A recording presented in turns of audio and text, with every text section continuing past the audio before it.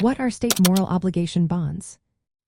Imagine a city or state needs to raise money for a big project like building a new highway or a public utility. They might choose to issue bonds to investors to get the funds quickly.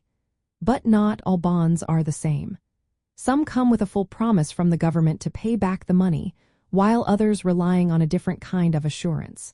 That's where state moral obligation bonds come into play.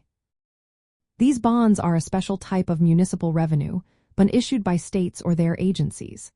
They are mainly backed by the income generated from a specific project, like tolls from a highway or fees from a public utility. But what makes them unique is the non-binding promise made by the state government.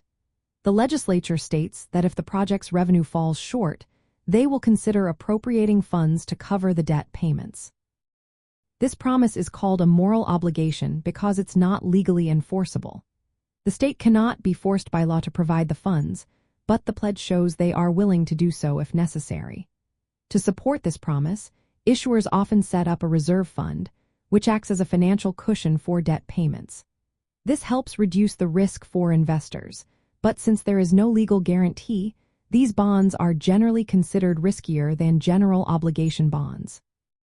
From a policy point of view, moral obligation bonds give states a way to finance important projects without directly taxing residents or making a legal commitment.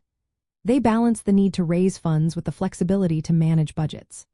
These bonds are often used for infrastructure projects like transportation facilities, housing developments, or utilities where revenue is expected to cover costs, but the state wants to provide extra reassurance to investors. Investors are attracted to these bonds because of the potential for higher interest rates due to the increased risk.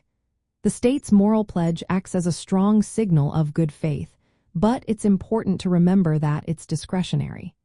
If revenues fall short, the state might choose to allocate funds, but it is not legally required to do so.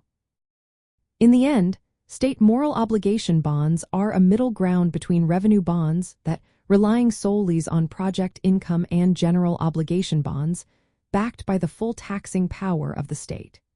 They allow governments to access capital markets while maintaining some level of moral commitment to repay investors, even if it's not legally binding.